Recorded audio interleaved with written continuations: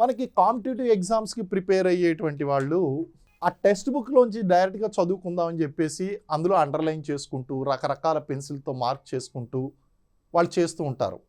కానీ notes preparation అనేటువంటి చాలా ఇంపార్టెంట్ అండి. నోట్స్, ఎందుకంటే ఈ నోట్స్ ప్రిపేర్ చేయడం వల్ల ఏం జరుగుతుంది అంటే క్లారిటీ పెరుగుతుంది. నెంబర్ 1 మీకు క్లారిటీ పెరుగుతుందండి. అంటే ఒక జ్యూస్ పిండి మీరు ఒక నోట్స్ ద్వారా ఆ ఒక బుక్లో సింగిల్ బుక్లో తీసుకుంటారు.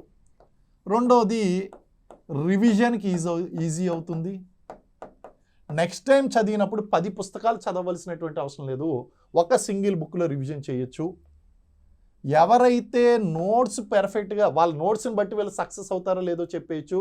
నోట్స్ చక్కగా రాసుకుంటారో, అప్డేటెడ్ నోట్స్ రాసుకుంటారో, అప్డేట్స్ అక్కడ అప్డేట్స్ అనేటువంటి చాలా ఇంపార్టెంట్.